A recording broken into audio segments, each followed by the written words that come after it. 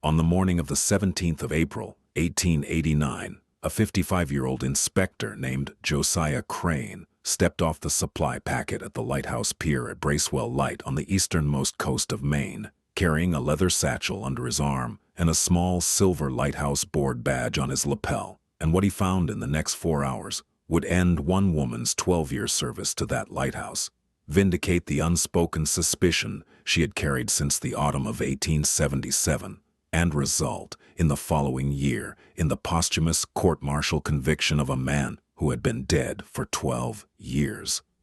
The woman who met him at the pier was named Maren Halloran. She was 41 years old. She had been the unofficial acting keeper of Bracewell Light since the disappearance of her husband Lemuel in October of 1877. She had not been paid for that work.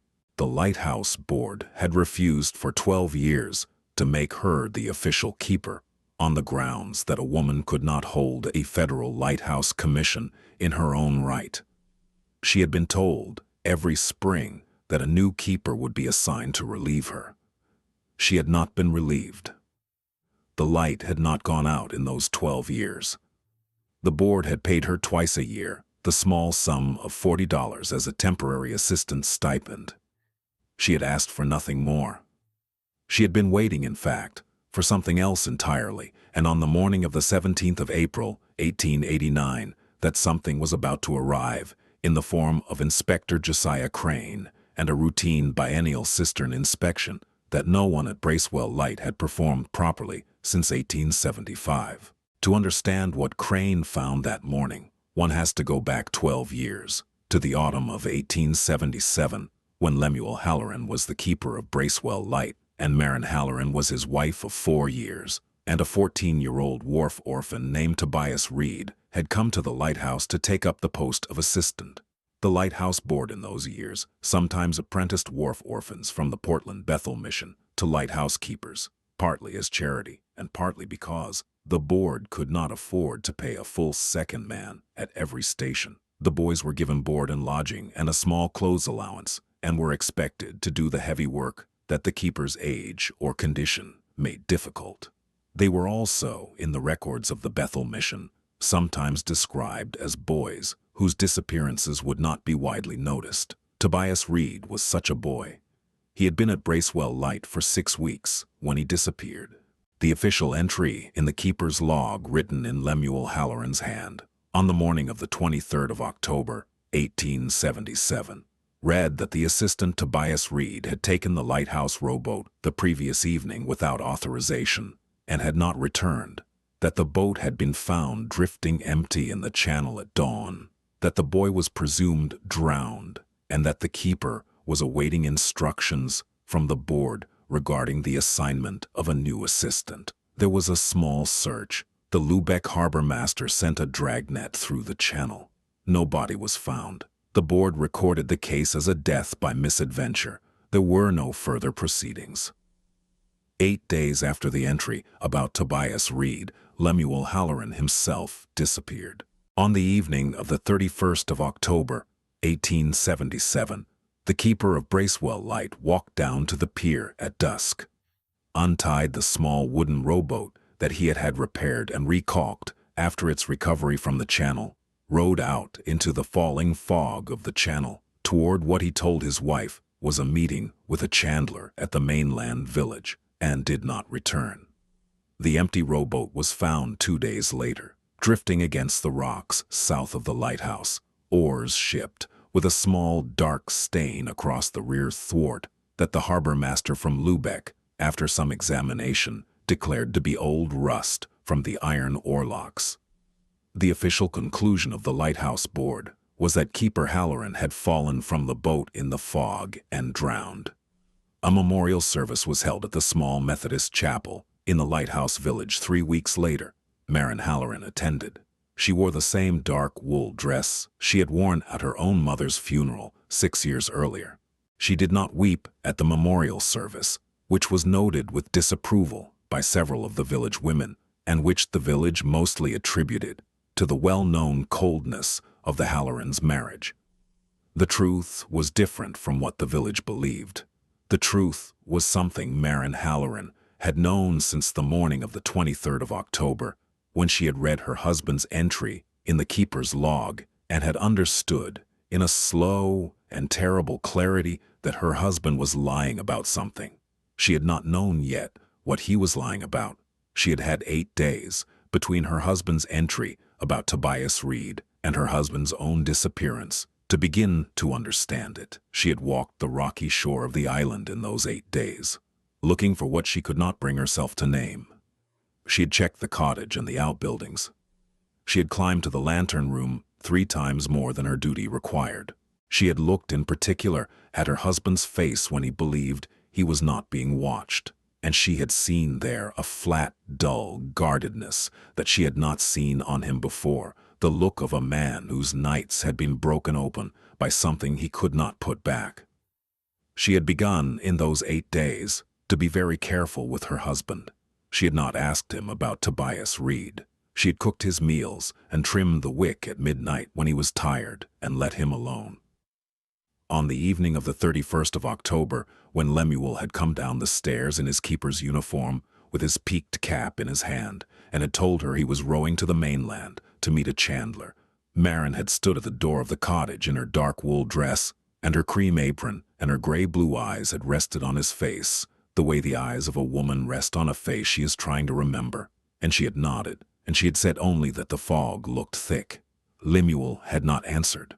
He had taken the small brass key on the thin, black leather thong from around his neck and had placed it on the plank table in front of her, and he had said, in a voice that did not match his guarded face, that there was a small matter in the cistern room that he had attended to and would explain to her properly when he came back, and that she was not to go down there in the meantime, and that he loved her, which he had not said to her in 3 years of marriage. Then he had gone out the door.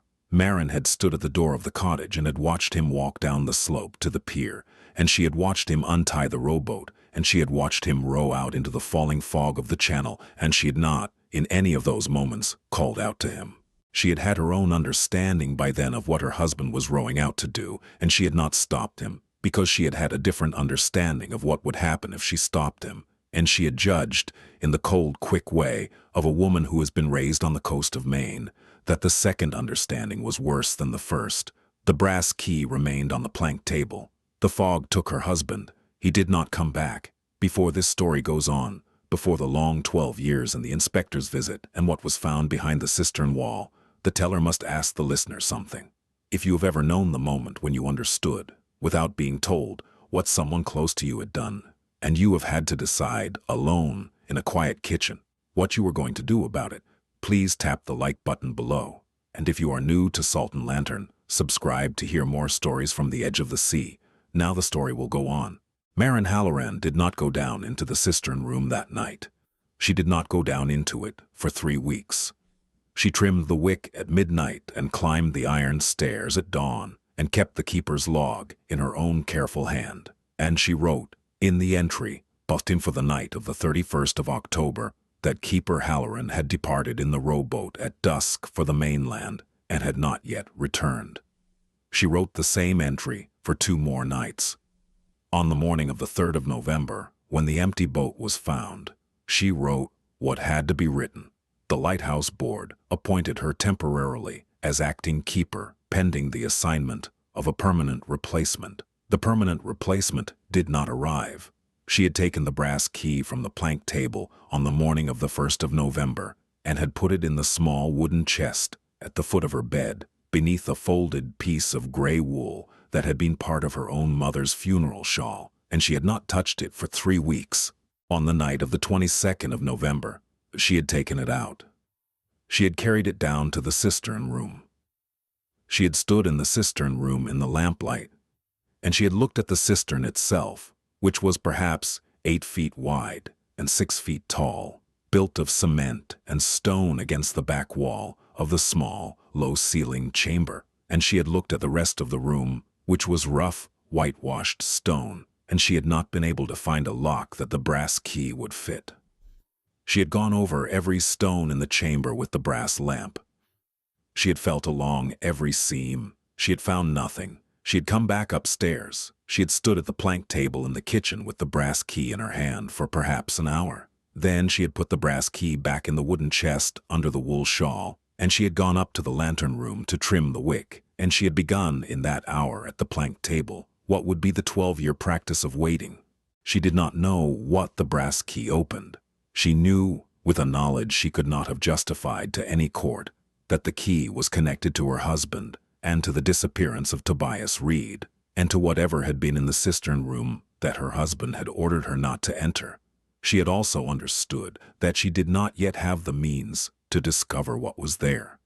The cistern room was small. The walls were stone. She had no tools to open stone walls without leaving marks that the next keeper's inspection would find, and without arousing the suspicion of the lighthouse board, which would have removed her from the lighthouse and replaced her with a man who would have done whatever needed to be done to conceal what was there. She had concluded in that hour at the plank table that the only person who could ensure the truth would eventually be found was herself, that the only way to ensure it was to remain at the lighthouse, that the only way to remain at the lighthouse was to keep the light burning so faithfully and to keep the records so precisely and to make herself so quietly indispensable to the lighthouse board that they would not, year after year, have any cause to replace her, and that she would wait, patient as the stone itself, for the day a routine inspection would come that would have to be done thoroughly. So she had waited. She had waited 12 years. In those 12 years, Maren Halloran had become one of the most reliable lighthouse tenders on the New England coast. The light at Bracewell did not go out, not in the great gale of November 1879 that took the SS Pelican on the western reef of the Lighthouse Rocks, not in the ice storm of February 1882, not in the August lightning of 1884, not in any season of any year.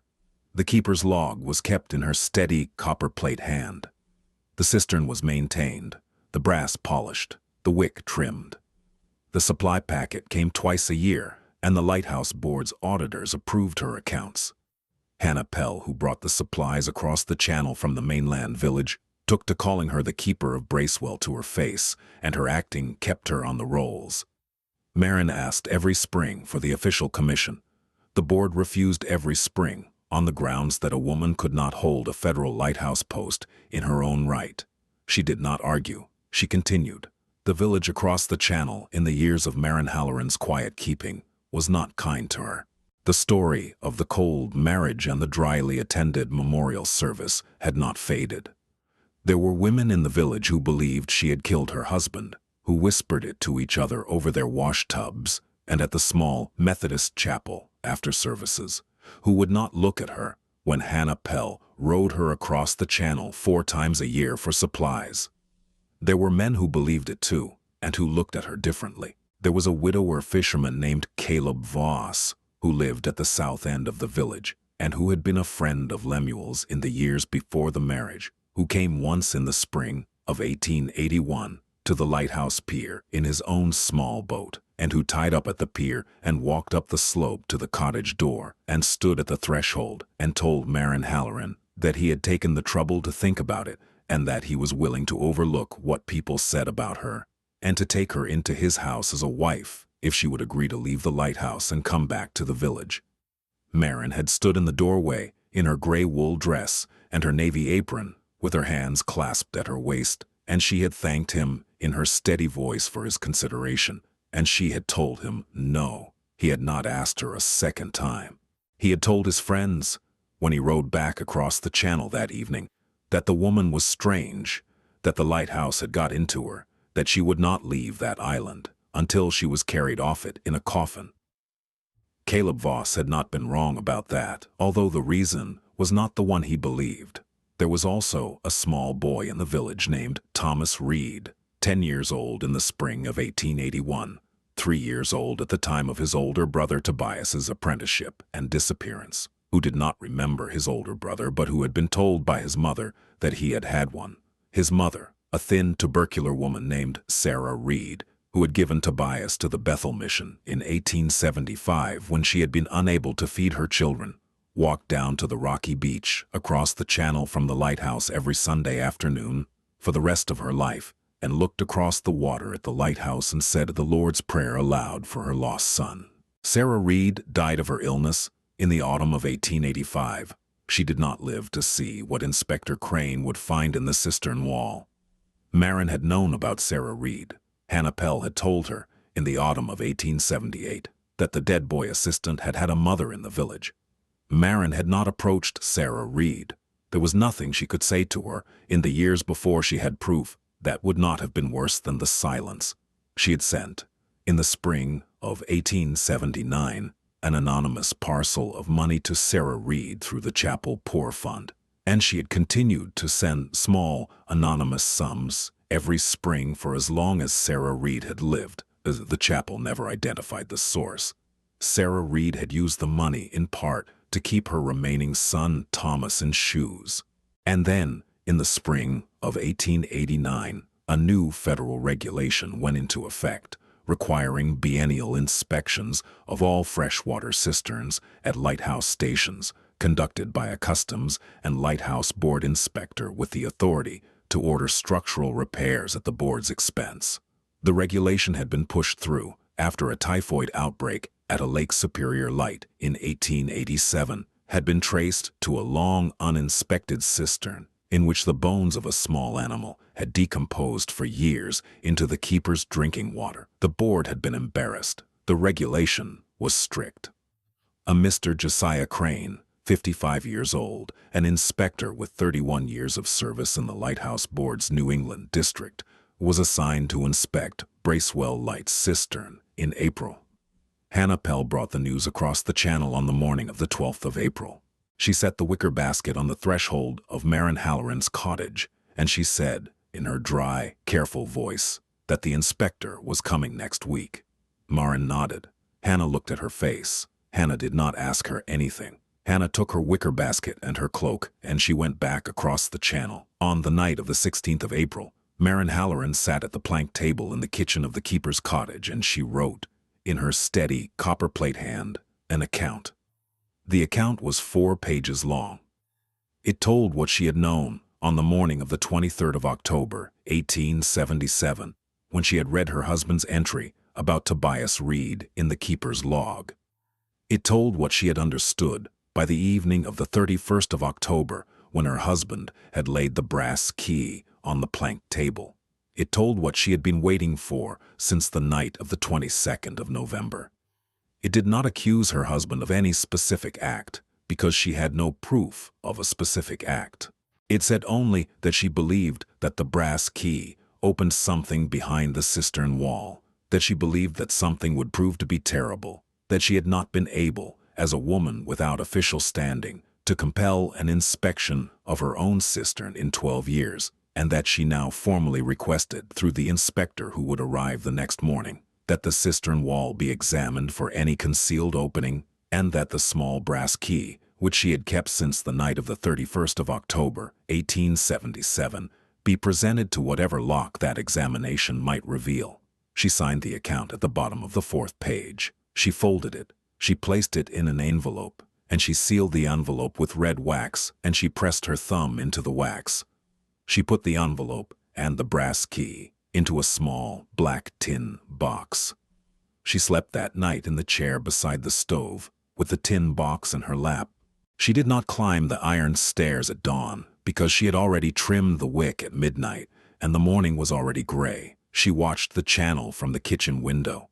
The supply packet from Eastport came in at the pier at 8:15. Inspector Josiah Crane came up the slope of Black Rock at 8:20. Marin Halloran opened the cottage door and stood in the doorway in her charcoal gray wool dress and her navy work apron and her small silver cross at her throat, and she held the black tin box in both hands at her waist, and she watched him climb the slope. Inspector Crane stopped at the threshold. He removed his brown felt bowler hat. He greeted her courteously. He explained the purpose of his visit. She invited him into the cottage. He sat at the plank table. She set the black tin box on the table in front of him. She said in her steady, quiet voice that, before he conducted the cistern inspection, there was something he ought to read.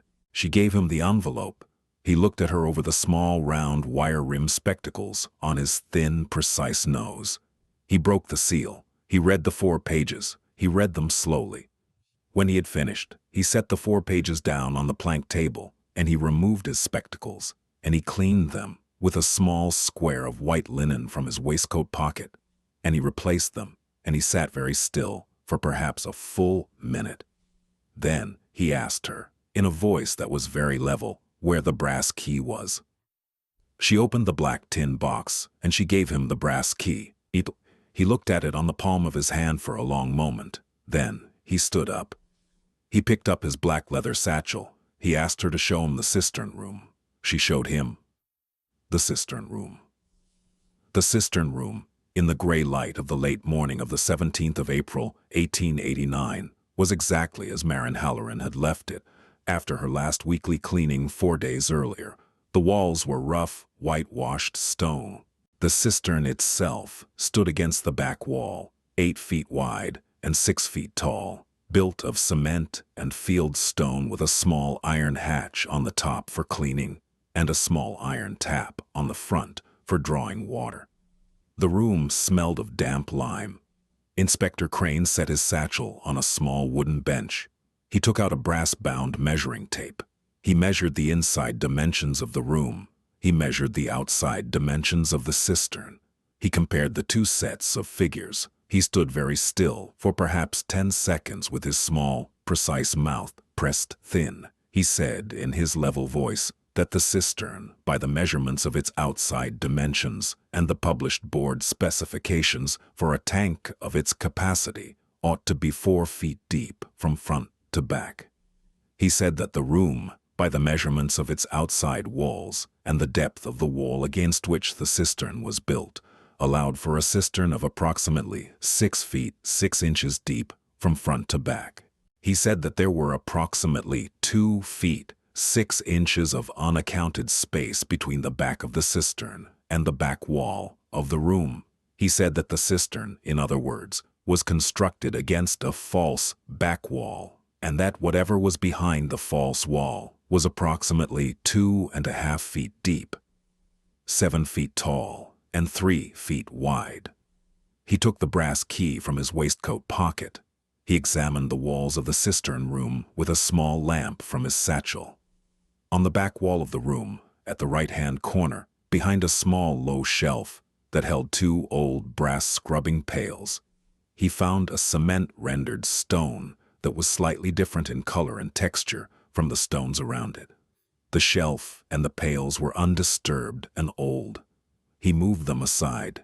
He pressed against the cement-rendered stone. A section of the back wall, approximately 3 feet wide and 7 feet tall, swung inward on a hidden iron pivot. The space behind the wall was narrow and dry and very cold. The light of Inspector Crane's small lamp filled it. In the center of the floor of the hidden space lay the skeletal remains of a 14-year-old boy. The bones were arranged on the cold stone floor as if the body had been laid out carefully, knees together, hands folded at the chest. The clothing had largely disintegrated, but fragments remained, a few darkened wool buttons, a small leather scrap of a shoe, a brass clasp of the kind used on a Bethel Mission charity coat. The wrists of the skeleton bore the remains of thin hemp rope.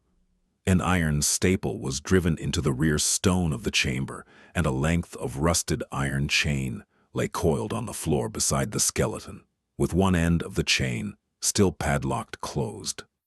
The padlock was an old, brass-bodied padlock of the kind used on lighthouse storage rooms in the 1870s.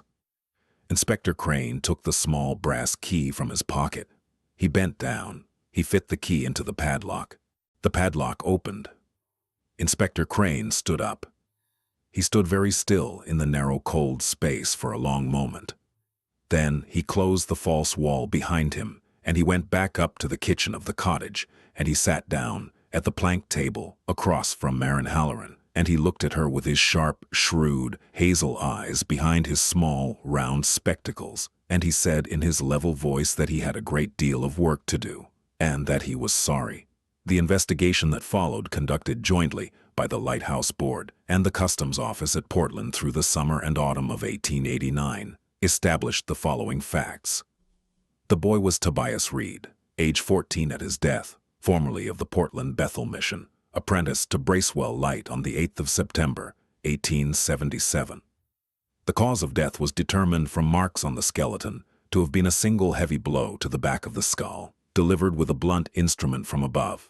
The body had been chained to the iron staple after death, presumably to ensure that if the cement-rendered wall ever cracked, the bones would not be found loose on the cottage grounds. The cement-rendered stones of the false wall were dated by their lime composition to the late summer or early autumn of 1877, before Tobias Reed's arrival at the lighthouse, indicating that the hidden space had been prepared in advance. The records of the Portland Bethel Mission, when they were finally examined, showed that in the 3 years preceding Tobias Reed's apprenticeship to Bracewell Light, 4 other boys had been apprenticed to keeper Lemuel Halloran at 2 earlier lighthouse posts on the Maine coast. All 4 of those boys had been recorded by the mission as having drowned or run away within their first 6 months of service. None of those 4 boys had ever been found. None of their families had ever inquired, because none of them had families that the mission considered worth recording. The Customs Office, with the cooperation of the Lighthouse Board, ordered the cisterns and outbuildings inspected at the 2 earlier lighthouse posts where Lemuel Halloran had served. At the first of these, at Owl's Head Light, no concealed chamber was found, but the bones of 2 boys were recovered from beneath a re-cemented section of the keeper's cellar floor. At the second, at Marshall Point Light, the bones of 1 boy were found behind a false panel in the woodshed. The 4th boy was never found. The Lighthouse Board, in a private session on the 3rd of December, 1889, voted unanimously to posthumously revoke the Federal Lighthouse Commission of Lemuel Halloran.